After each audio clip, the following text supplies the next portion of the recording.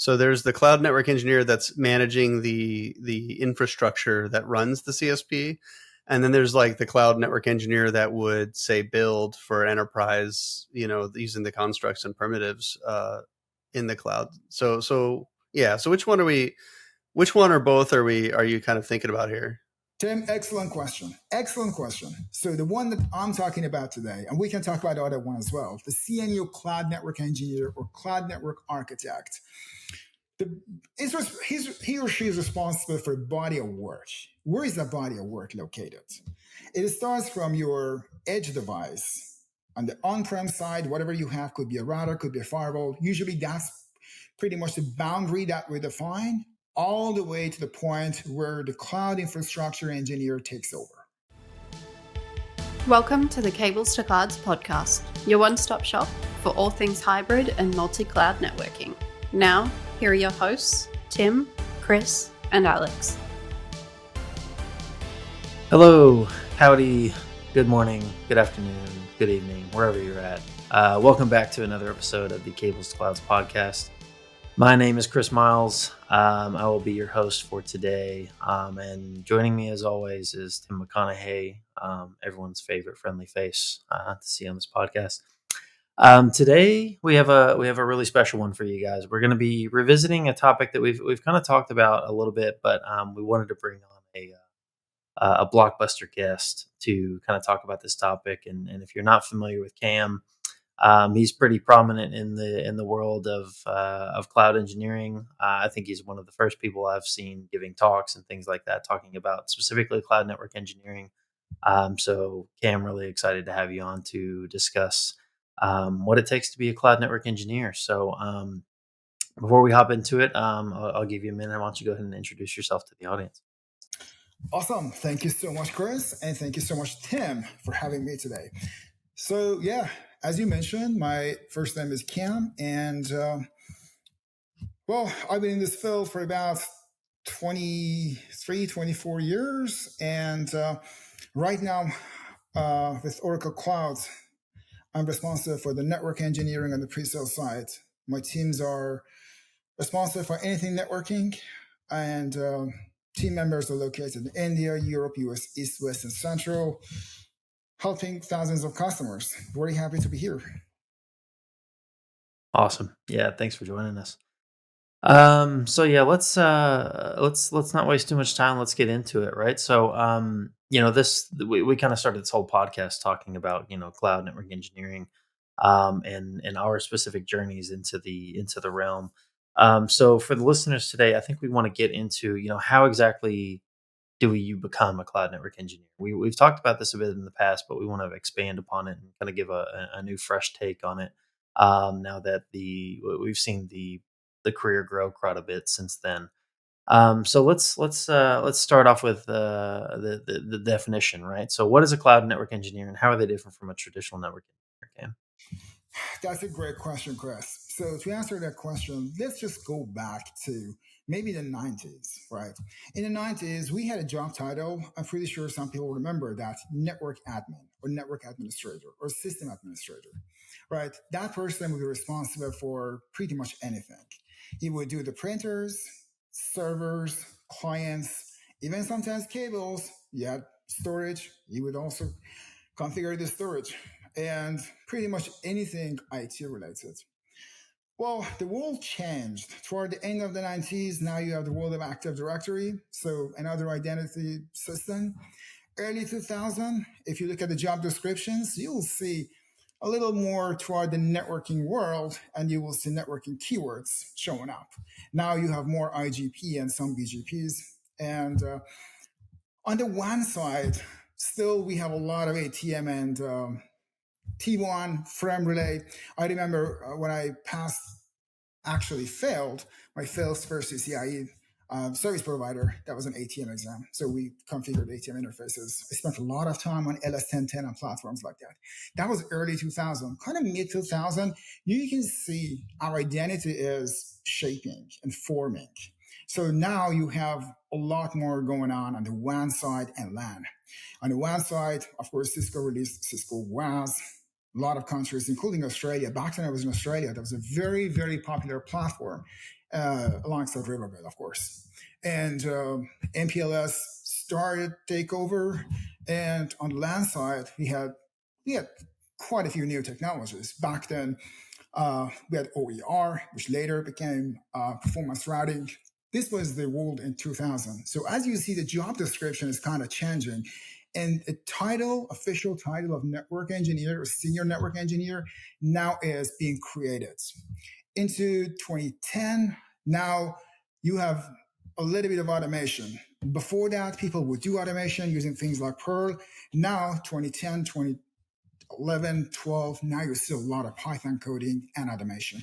At that point, a group of network engineers started doing more coding. And of course, we created a new job description for NDEs or network development engineers. But still, we had traditional network engineers, people who would do core network engineering. I'm talking MPLS, I'm talking BGP, OSPF, ISIS, RIP v1, IV2, GRP kind of stuff. So around 2012, 2013, the cloud turned into something that we know today. Before that, it existed.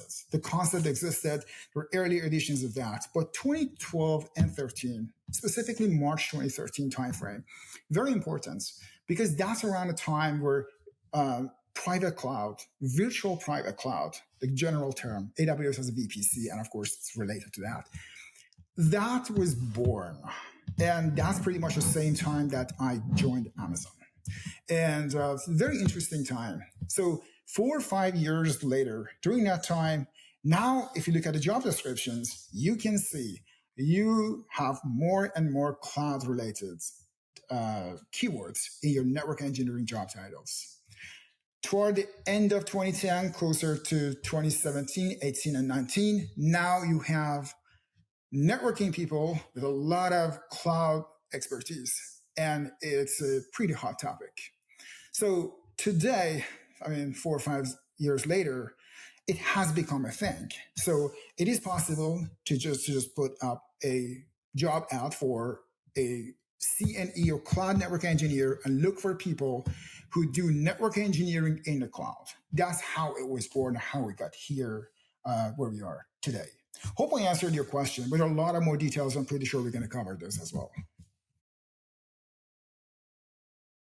Do you see, actually? I don't know, I've been looking around just out of curiosity because I think we've been trying to figure out if cloud network engineering is really happening as a thing. But unless we're talking about like people that manage the underlay of cloud, it seems like, and we should make that distinction, right? So there's the cloud network engineer that's managing the infrastructure that runs the CSP.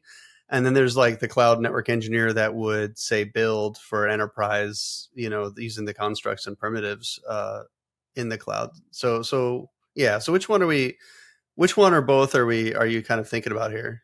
Tim, excellent question. Excellent question. So the one that I'm talking about today, and we can talk about the other one as well, the CNU cloud network engineer or cloud network architect. He or she is responsible for a body of work. Where is that body of work located? It starts from your edge device. On the on-prem side, whatever you have could be a router, could be a firewall. Usually that's pretty much the boundary that we define, all the way to the point where the cloud infrastructure engineer takes over. And we start talking top of rack, servers, virtualization, Zen, NICs, any kind of GPU or GPU that we have. So that body of work, as a group of people responsible for it, and they are the cloud network engineers. They do architecture on top of what's built by the infrastructure engineers. We still have infrastructure engineers, people who do all sort of underlay, if you will, but we're talking about what's built on top of that. That's how I define the CNE. And when I look at the job descriptions and I want to write one, that's what I'm looking for. Yeah, that makes sense. I think in that context, the traditional, I shouldn't say traditional, but the infrastructure engineer that's managing the underlying hyperscaler network, that is probably a little bit closer. I'm not going to say it's a 1-for-1, but it's definitely a little bit closer to your definition of a traditional network engineer day by day, right? They're managing physical infrastructure, but they've built this virtual framework on top of it that then us as CNEs or cloud network engineers are then consuming, right? But we're only able to consume what they've exposed to us to interact with Exactly. that network, Oh, right? 100%. And that's the trend. It's not just that part of the history. It's not just one episode. If you look at the world of AI and ML today, which is very hot, very interesting, we have the exact same trend. You have AI infrastructure engineers, people who understand the GPUs, the clusters, superclusters, all kind of connectivity at the HPC level. On top of that, you have people who understand how the workload works, how the workload should be distributed or scheduled. So these two layers still exist even in the latest trend that's just coming out. Yeah, 100%. Yep. Okay, so let's dive a little deeper here. Let's look at the skill set that someone, now that we know what a CNE is, and we're talking about interacting with the hyperscaler network offerings versus the actual infrastructure itself. Let's look at what is the skill set of a CNE or a cloud network engineer need to look like? Kind of what makes its way over from the traditional networking side, and what gets left behind. And maybe what are new additions? What new tech skills do they need to take on? That's a good question. Actually, that's a question I get very often. And it's a very fascinating question, but at the same time, it scares me because I know why the person is asking. 99.9% of people ask this question. Of course, they want to make a move or interview with someone or get a job and turn into, of course, a cloud network engineer, which is great, which is absolutely perfect. The challenge here is at some point, it's going to be very CSP specific or very employer specific, if you will. But generally speaking, since I answered this question so many times, I came up with my own sort of a structure to answer that question. Layer by layer, let's just go layer by layer, and you'll see how the world changed over the past, I would say, 12 years. So, physical layer, what we used to have, PSC or power, space, and cooling, that part is almost gone with a few exceptions. You still need to worry about how your carrier works and how you want to connect your carrier. Probably there's going to be some work on the on-prem side of this. You might want to worry about regions from a physical perspective and how you define your overall redundancy strategy. That's as far as that layer one goes. So we don't spend much time on power unless you're doing something very special. Let's say you're some specific cases. Let's say you're trying to run a huge workload, AI workload. You're trying to train a model, huge model, like for 50 runs. Well, you're going to have to care about like things like power and all that. But for now, you're not building anything. You're just using a cloud provider. So layer one is kind of out of the picture. I would not worry about that. Layer two is an interesting one. We used to spend a lot of time on layer two. If you remember early 2000 or late 90s, we started networks. It would take minutes to converge because of the slow spanning tree. And then the PBSC, PBSC Plus, and generation after generation. Now we got the overlays, right? It's still kind of layer two. In the cloud, I think the exception of Oracle Cloud, I don't think anybody else does layer two. We support layer two to support very specific cases. For example, VMware, like OCVS, vMotion stuff, and some special use cases. Firewall wants to do layer two, keep alive, right? But layer two, again, 99% out of the picture, unless you want to, replicate something that you have on-prem and you got to do something about that L2 connection. Layer three is there. Layer three, previously, in our traditional world, which I kind of belong to, had two big buckets. We had an IGP part and a BGP part. The IGP part has changed. We used to have a lot of knobs, a lot of configuration details. Look at the ISI levels, look at the OSPF levels, all the LSA types, all the the link types, interface types, LSA filtering, all the details, right? Timers, how to optimize ISIs to react faster, converge faster. You don't have to worry about 99.9% of that. It's all gone and will be taken care of by your CSP. That's really good news. You need to understand the basics and the foundation of routing to make sure your packets can make their way through your footprint. But at the end of the day, you don't have to worry about convergence at the IGP level. That part will be taken care of by your cloud provider for the most part. The BGP part, that's interesting because, again, same as the traditional world, we have that, but with some changes. Traditionally, we had to configure a whole bunch of things in BGP. You wanted to filter a bunch of routes, you wanted to do aggregation, you wanted to play with the timers, you had BFD, you name it. We all know, we all done BGP many, many times. A big percentage of that we replicated to this world. So we still have it. Why? Because your facilities, whatever you have, a data center, on-prem headquarters, you have to have some kind of connectivity to your cloud footprints, and you have to have some kind of rack exchange between the two. So BGP is still there, and the attributes, the knobs, for the most part there, you need to know and configure those. But I wouldn't spend a lot of time on the details because it's configured once and you use it. Unlike many networks that we traditionally ran and we had to reconfigure BGP because of many other things. In this case, since it's used for connectivity between your on-prem and the cloud, it's going to be pretty stable. But layer 4 and 7 and anything in between, that's an interesting part. It's something that the conversation gets a little muddy here. Traditionally, that part of the conversation, at least partially, would be handled by us, network engineers. You would care about, UDP, TCP, all the connections and stuff. Some traditional environments, the network engineers would be responsible for the load balancers, even the firewalls. Exact same conversation is valid today and exists. So depending on your employer's policy, depending on what you're trying to achieve, depending on your team and other teams in your organization. Some organizations, the network engineers, I see they're responsible for load balancing and firewalls, anything security related, even WAF. Some bigger organizations, they have specific teams to manage those.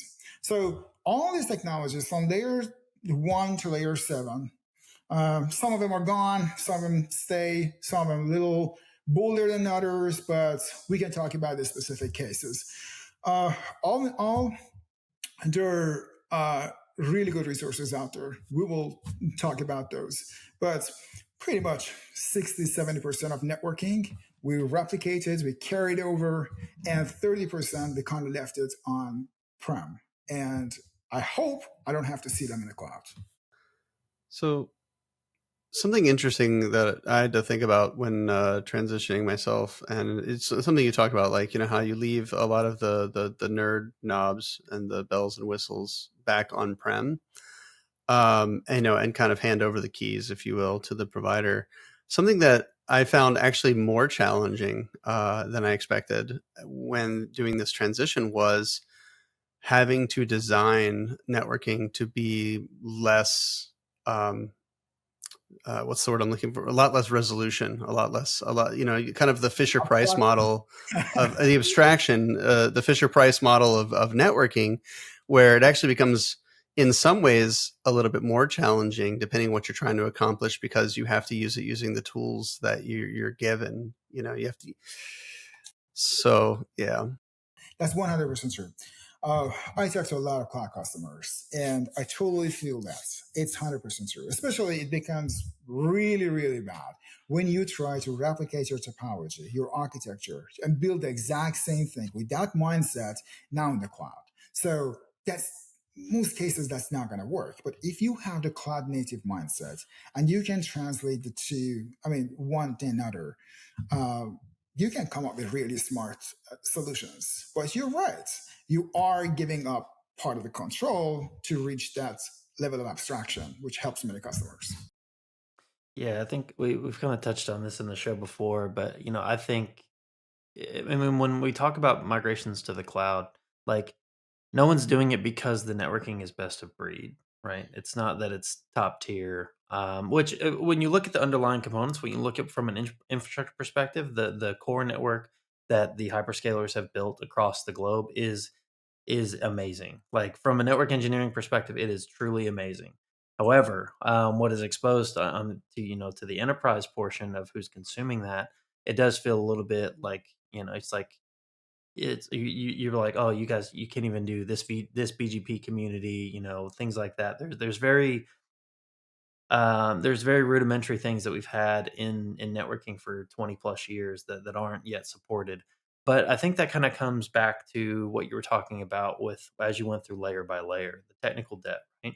Um, Most CSPs out there do not support layer two, which they do. Obviously layer two is still it still exists, right? But it's kind of abstracted, but the way they're doing their software defined networking. So you covered quite a bit there. So I kind of want to go questions in layers as well. So layer two. So you said Oracle Cloud actually does support layer two in certain scenarios for specifically existing VMware environments. In your personal opinion, from my perspective, I was like, I'm glad we're not extending layer two anymore. Let's keep that shit out of here. Let's put it. Let's lock that away forever. But I'm curious what you're seeing in your day to day. Is that more seen as a truly migration pattern to get away from extending layer two, or where do you see that going? Exact same scenario. You're right. Yeah. Some very, very specific scenarios.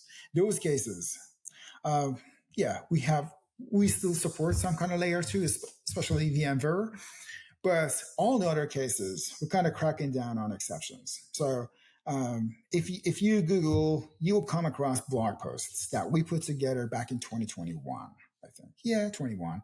And we use layer two to bring up firewalls and have layer two connectivity between the two. So at some point, we used that, we deployed it, we're not recommending that anymore. So you're right. We're limiting that as well because of all the obvious reasons. But there is still some use cases with support layer two. But even our own blog post, I personally would not recommend it anymore. Yeah, I speaking of the whole transition thing, like one of the biggest things I think that the best advice to give to anyone going from the on-prem to the cloud world is to not think about the architecture the same, right? Like the connectivity is different. Like the edge is right next to your workload. It's not, you don't have this beautiful 3-tier architecture. You don't have this crunchy, hard outside with the creamy inside type of security posture that you used to have. So getting people to break themselves out of that 3-tier Cisco, CVD approach to cloud networking would probably do more for them than just about anything else. Exactly. Oh, yeah. And that's one of the challenging parts when someone wants to transition from this job family to the new job family. Chris pointed out as well, you are giving up part of the knowledge. I understand people who spend years to learn those, to master those. I remember the days people would make money by optimizing OSPF and BGP and ISIS timers and all the, even I forgot the names, whatever it took to, minimize the conversion time. We did that too. But now in this new world, you don't have to worry about those. The whole goal is to get you up and running, maximum redundancy in the shortest possible time. And yes, network engineers still need it, but you have to get used to the new paradigm, which is exactly what you pointed out. Yeah. I mean, and on-prem, right? When people, this is like the biggest one. I hear this all the time from customers. When you're on-prem and you're building data centers, you're looking for like sub-second convergence times, right? Because the infrastructure that you can build is not resilient. Like not just the infrastructure, but even to the app level, right? To the app layer, they don't have the giant automated engine that like the CSPs do, that where it's very easy to do things like auto scaling and just all of the bells and whistles that the CSPs provide to build application architectures that are loosely coupled, right? To use the most important word, loosely coupled. You can't really, I mean, you can do that on-prem, but people didn't do that on-prem, right? And so infrastructure ended up basically carrying the weight of making sure that those applications had their 5 nines of uptime. And that's just a total mind blow to switch that to the cloud. That's right. That's right. Exactly. And on and then convergence points.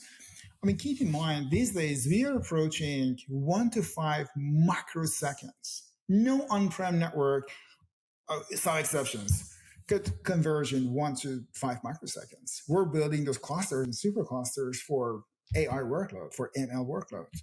And it's really, really hard to achieve anywhere on-prem. You have to spend massive amount of money to get close to that number. And at the same time, you're going to have to worry about what you just mentioned, the uptime. How many nines? As you increase the nines, well, you're going to have to pay exponentially more. So all these things factored in. I think the cloud journey was worth it. Yeah, 100%. So let's go kind of one step further. Let's talk about the skills that probably are much more prominent in cloud network engineering than they may be in on-prem. Like if I'll speaking from experience, I actually just had to recertify my AWS Advanced Networking Specialty exam. Started on LinkedIn. Congratulations. Yeah. Thank you. So, but I mean, I remember like going into that. I'll be honest with you. In my network engineering career, I haven't had to touch a load balancer in my life prior to being at prior to being in the cloud. Right, I was never affiliated with load balancing. I was purely WAN, BGP. Even touched on DNS and VPNs and things like that, but never had to touch load balancers. So let's kind of go over what that landscape looks like. What are the technologies you really need to be locked in on that might be new for some people in networking? Right. Well, that's a great point. So, let's define some buckets and visit each one of these buckets. The first one, let's talk about systems, or traditionally what we call systems. In that bucket, you're going to have DNS, you're going to have DHCP, you're going to have anything systems related, all the servers that people would configure. And, in a classic sense, someone like me, 20 years ago, would not be responsible for those. Maybe a little earlier would have been, but not later. So that bucket, you need to know, and you got to get out of your shell here. That's one of those things that we were just talking about with Tim. Part of that transition. With a little bit of open mind, I'm pretty sure you can overcome that challenge. In that bucket, I have a load balancers. And load balancers, just like many other technologies, you're going to see two different flavors when it comes to the cloud. You have a standalone load balancers. For example, you configure your own F5 or any other vendors. But cloud vendors also have their own cloud native solutions, extremely capable platforms. You got to know those. But that's one of those areas that if you are working for an enterprise, anyways, at the end of the day, your work is going to be shared. And you have to sit down with your application people. You have to find out how the cookies should be configured, what kind of cookies, what kind of response time, what kind of keep alive, what's going to be sitting behind these load balancers, what port, are they changing the ports? All these questions need to be answered. DNS the same. DNS pretty much the same world got replicated to the cloud side, and infrastructure is pretty easy. But again, you got to get used to it. There are some easier topics like, how to send queries back and forth between on-prem and cloud, a little bit more complex topics like DNSSEC. But again, that's part of the job. At least today, the expectation is you know how they work. That's about the systems bucket. There is another bucket, networking. In that bucket, we talked about it. You need to know foundations of routing. BGP is a must. A little bit of static would help. And you need to understand the concept of routing, because now that we are taking over the IGP from you, you need to know how you want to route your traffic. Still, you have to configure your route tables and make your resources reachable. In that networking bucket, sometimes you have other components as well. If you have any kind of overlay, you need to worry about it. But generally speaking, that's the favorite part when it comes to network engineering. This is something that we've done for years. Everybody likes it. There is another bucket here. I call it security, but we will talk about security today, hopefully at some point. But some organizations, some enterprises, network engineers are still responsible for configuring security appliances. I'm not talking about security strategy. I'm not talking about your overall posture. I'm talking about appliances. For example, the firewalls. Same story, load balancers applies to the firewalls as well. You're going to have a standalone firewalls. You're going to have vendor specific or cloud native firewalls. So some organizations, they expect you to be able to configure those, not just those, but also WAF and other denial of service protection systems that you might have in place. There is a fourth bucket that may or may not be part of your responsibilities, but sometimes you need to know and what is going on outside the world of networking and systems. For example, storage, for example, databases, other resources like SaaS and things that you want to connect to. We're not going to be configuring databases. We're not going to be creating tables. I'm not going to be dropping tables. I'm not going to be running queries. No, but in many cases, network engineers are expected, or cloud network engineers are expected to be able to create that connection and make that database available to my resources inside my footprints. That's a big ask. It happens almost every day in every single call. It's actually very hard to find a customer with no database requirement. Customer that says, we don't have any databases. 99% of cases, they have some kind of database. A network engineer has to create that connection and make that resource available to the footprint. So these four buckets, depending on what the job description says or what expectations are, you need to master those. We can talk about each one of these, but that's kind of the big picture. Yeah, I think those four buckets are a great framework for how a cloud network engineer needs to kind of think about building connectivity in the cloud. One thing that I will add to this, and I'd be curious to get your opinion on it as well, Cam, is I feel like there's also a fifth bucket that was introduced that probably wasn't in a traditional network engineer's purview nearly as much as it is now, and that's cost.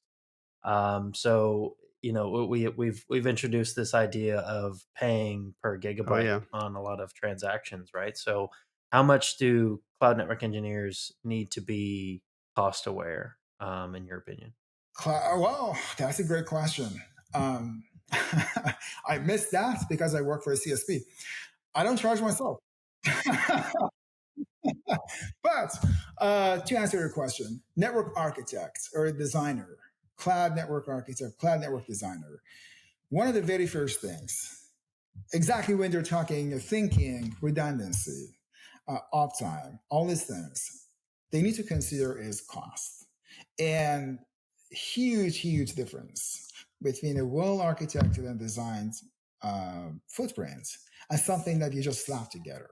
So from a cost perspective, there are many ways to optimize your cost and minimize your cost. And interestingly, many CSPs, as far as I know, they're more than happy to partner with you and reduce your costs. So if you reach out and ask for help, I don't remember in a single case that someone said, no, you have to pay that big bill. I'm not going to help you. Get rid of that expensive NAT gateway. Now, there are ways to optimize those, but 100%, every network architect or designer, the moment they sit down and they try to whiteboard, that's one of the factors they need to keep in mind. Yeah, I mean, we always talked about cost on-prem too, but it was much more of a very concrete, the Venn diagram of, cost and resiliency and ease and complexity and pick two, right? It was much more of a very straightforward thing. In cloud, being a consumption-based model, especially around things like data transfer, that often gets swept under the rug and very hard to find.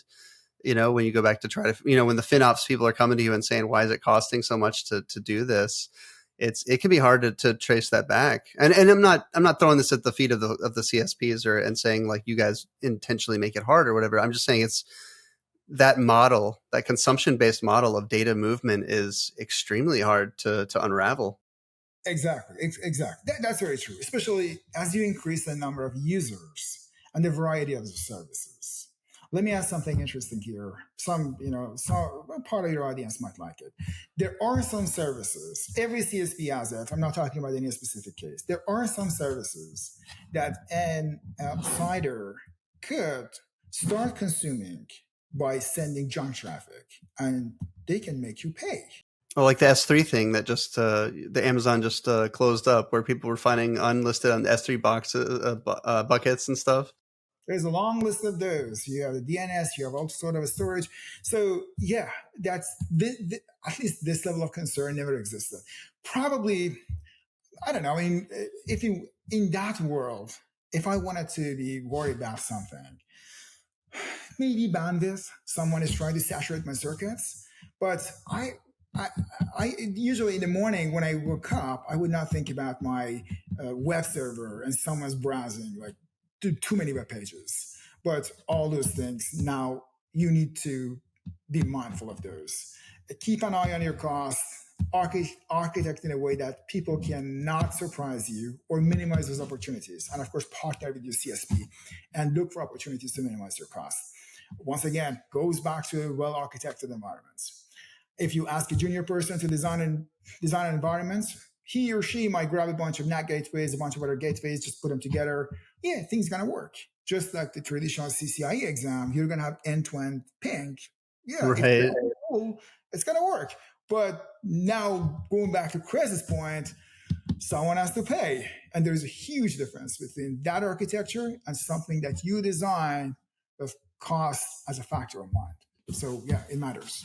Yeah, totally agree. I think it's, and I think it kind of calls back to your point that, you kind of, within the cloud, I think you need to be a little bit more application aware from a networking perspective than you probably ever had to be traditionally. I've talked with customers that you could build the most opportunistic, best architected network solution in the cloud, and then they might they start decoupling these on-premises apps, move them into the cloud, and maybe there's still some database resources hosted on-prem, but then as you've moved it, you've learned like the code for the application was written so terribly that they're sending millions of transactions down to Right. that database where it's not optimized at all, right? And then then you have to kind of be like, what the hell are you guys doing? We need to change this, right?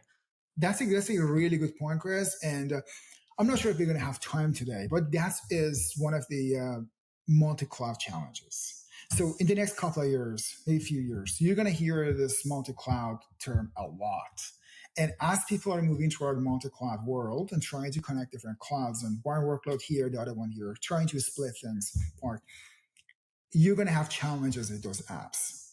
So 20 years ago, 15 years ago, your chatty application, you might have some problems with that thing when you had WAN connections.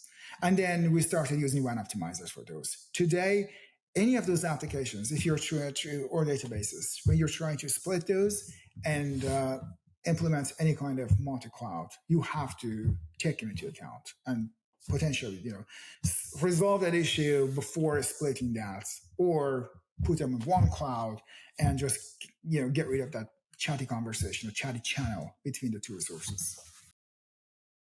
Yeah, what we see a lot is people doing private circuit, like 10 gig express route, 10 gig, DX, 10 gig fast connect, whatever you have, down to a CNF, like a cloud neutral, carrier, and then bouncing it back up because it's actually a lot cheaper to use cheaper and faster, right? To use. So that's an example of, people doing multi-cloud, but being mindful and designing for data transfer costs, basically. Exactly. I think Chris covered that. Now in this world, I think we can add another point to the CNE's responsibility. You need to be application aware. So previously, you wouldn't care. I have 10 gig or 100 gig or 400 connections. It's LAN. Nobody cares. But today in this model, especially with something like multi-cloud, you have to understand your application. You need to know how chatty they are, how much latency they can tolerate, and you need to answer all those questions. It's just, probably sort of a space we never tried to enter, but now it's seriously here. As network engineers, we need to understand that. Man, we need to say that one again for the people in the back, man. The latency tolerance. You want to talk about like, hey, we've got these crappy applications that send 400 database calls, to return data for a web page. I mean, and then you take it out of the data center, you put it in the cloud, and you find out very quickly like how much latency can that application tolerate. So it's huge. And then you have to get into the 7 R's of like, should I rebuild it? Should I all of that refactor, whatever. That's true. That's part of reality. You're right, Tim.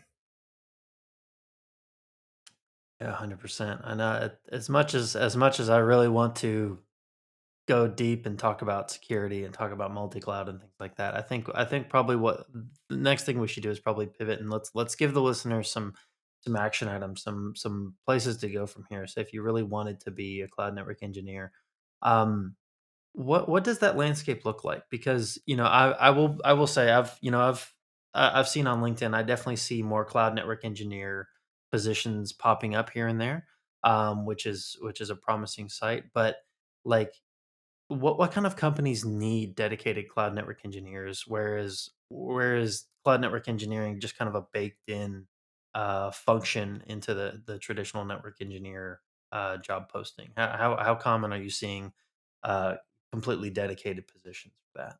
You nailed it. Past years, it changed. Actually, it's evolved. Now I see a lot more. I would say today, medium size and above. But keep in mind, 4 years ago, you could not find any. So that has changed. But again, C&E might be a little misleading. If your expectation is to be a network guy now doing the cloud part, it's not true. You got to understand a bunch of other things, including applications, load balancers, firewalls, areas that probably you never explored before.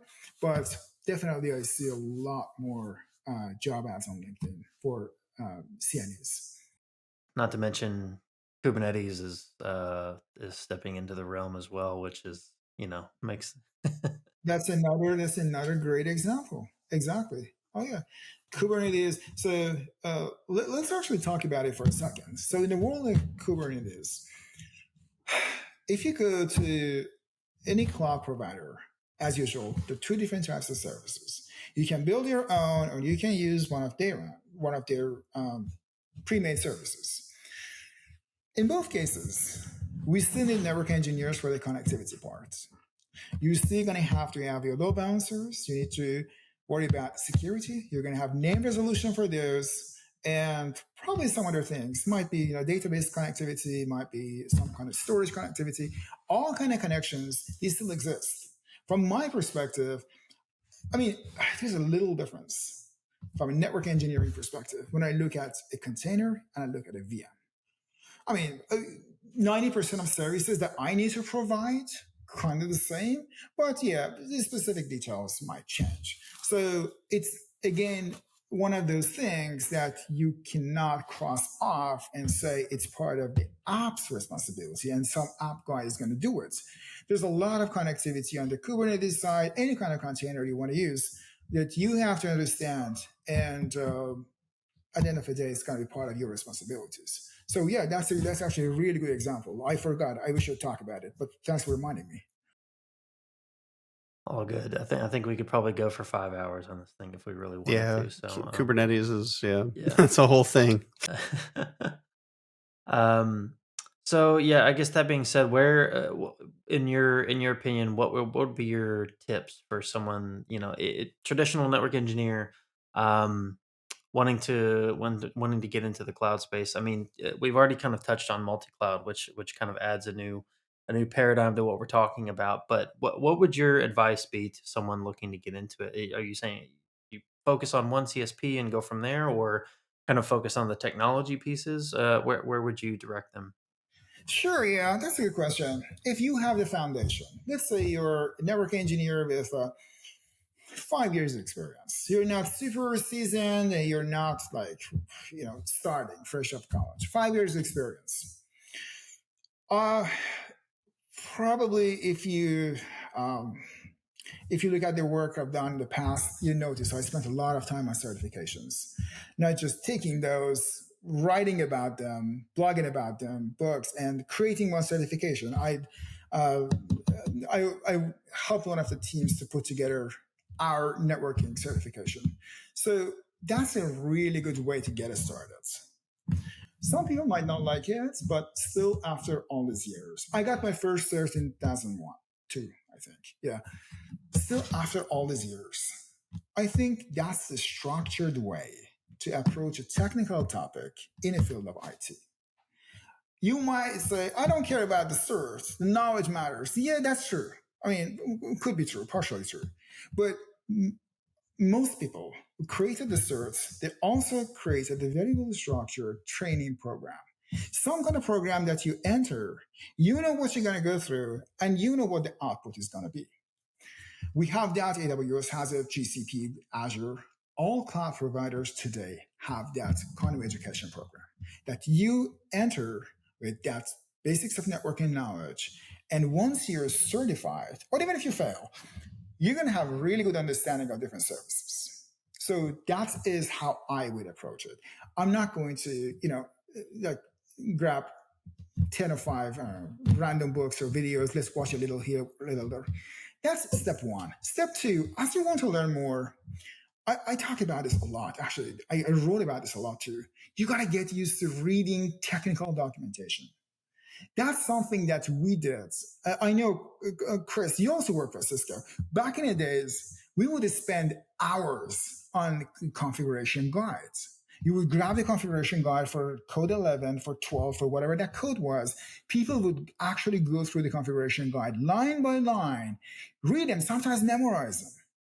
It was one of the smart ways to pass the CCIE, because back then, many questions you could find them in the configuration guides. Hope I'm not violating anything. So that's an interesting point. That still exists with the CSPs. Spend time on the configuration guides. Some CSPs, they also have blogging platforms. We do, AWS has it. I know Microsoft has it too. There's a lot of good information there too. So these are all different tiers. Start with the cert, enter the program, finish that program. Now go to the documentation, educate yourself. Stay on top of everything. But to be honest with you, saying all that, let me just wrap this up by saying, in 2024, your main concern should not be, how do I study, or where do I study, or what am I going to study? You have access to a lot of resources. ChatGPT, ask ChatGPT. But the main question that we carried over, and decades later still I have to answer, is how am I going to make that commitment to spend time on this? And here is the point.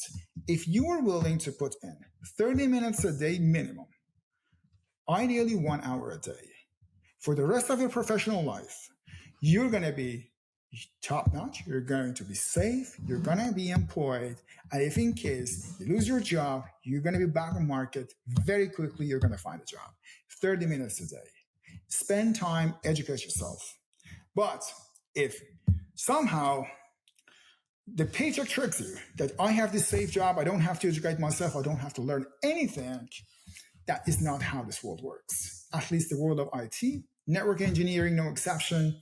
You have to be learning every single day. That's how things go in this world. Yeah, I think that kind of goes with anything. I know Tim is a big proponent of this. That the IT is a treadmill, right? It never stops. You've always got to be you can go at a pretty slow pace, but you always need to be moving in at least some capacity, right? Yeah, I think that's really good feedback. Tim, anything you wanted to add there? No, I think you nailed it. Yeah, just never, especially these days. Oh my God, with tech basically imploding into a black hole these days, never ever feel that you're safe. You always have to be learning something. That's right. That's actually very true. Let me give you an example.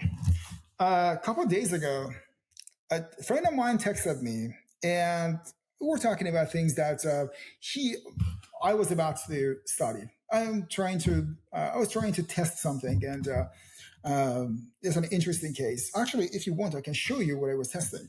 It's here. You want to see this guy? It's a rubber ducky, right? So, yes. How is this thing related to network engineering? This is a great educational project, right? So this gentleman here, this rubber ducky, we're working on a project side project, not a customer-related project, fun project, but absolutely educational project. Let's design a system that we can scan a video feed on multiple machines. And as soon as you detect a robber ducky, you take an action. For example, text someone's cell phone. Well, what part of that is networking? I'll tell you. So this works with AI models. Grab a simple model, optimize it, just fine tune it, add this guy's picture to it. Probably you're going to need a few hundred pictures of this animal and train your model. Train it on different platforms. Try to train that on your MacBook. If you have M1, M2, M3, capture the results. Go to RTX GPUs. Go one level up. Go to RTX 4070. Go to 4080. Go to 4090 if you have access to those. Then take it to the cloud. Grab one of the good GPUs. Could be 800. Could be whatever. H100 doesn't really matter. It's going to cost you $10 probably for 1 hour. Then capture the results. Now try and think and see how a distributed system would work. How a network engineer could optimize this process. What are the ways to minimize that time that I need to spend to train my model to detect this robber ducky? Part of that, of course, is machine learning. Yeah, but again, that's part of a reality. As a network engineer, I want to understand my workload. This is the trend. So if someone's curious, if the question is, what's the current trend right now? I mean, what's the coolest thing? What's the next thing? This is the next thing. But you need to understand a little bit of machine learning. Not a lot, but a little bit. What that's going to teach you is something like this. And then using your network engineering knowledge, you can understand the topologies. You can understand different ways to optimize those topologies, how to reduce latency, how to minimize it, and how to distribute your workload. Well, that's what we were doing. And then he texted me back. It seems like even at the age of 75, you guys are going to be still learning. He's not the networking guy. I said, well, yeah, that's exactly how this world works. I enjoy this, but this is a cool project we're going to do. I don't know when other people are going to do this, but this is Bitcoin in 2012, $10. If you buy this today, probably in 2 years, you're not going to regret it. You're going to be one of the very first people to join that journey before anybody else joins that journey. Not that anybody, but very, very few people have already started. You're going to be one of the very few people to, experiment with something like this. This is cool. This is like something that, I don't know, probably a few thousand network engineers all around the world would explore, would try to do, maybe a few hundred. Yeah, absolutely. I think that's a pretty much a perfect example of what we said about being application aware, right? AI is going to be the next iteration of the application. You need to be able to visualize, the data paths, where things are going to go, the topologies in play, things like that. I think that's a great example. Thanks, Cam. All right, so I think we're about at time here. Cam, this has been great. I think we might have to have you on for another topic or two in the near future. But yeah, this has been great. Like I said, I've been following you for a while, so it was great to finally get you on here and talk about network engineering. Yeah, thanks for coming. We'll put some show notes, some links in the show notes for your previous work. Like I said, your Nanog talk and maybe the blog that you've put on Packet Pushers about the breaking into cloud engineering. I think that's really good material for the listeners. Anything else you want to plug before we wrap up today? No, thank you so much for having me. Probably the only thing, last comments. Well, sometimes I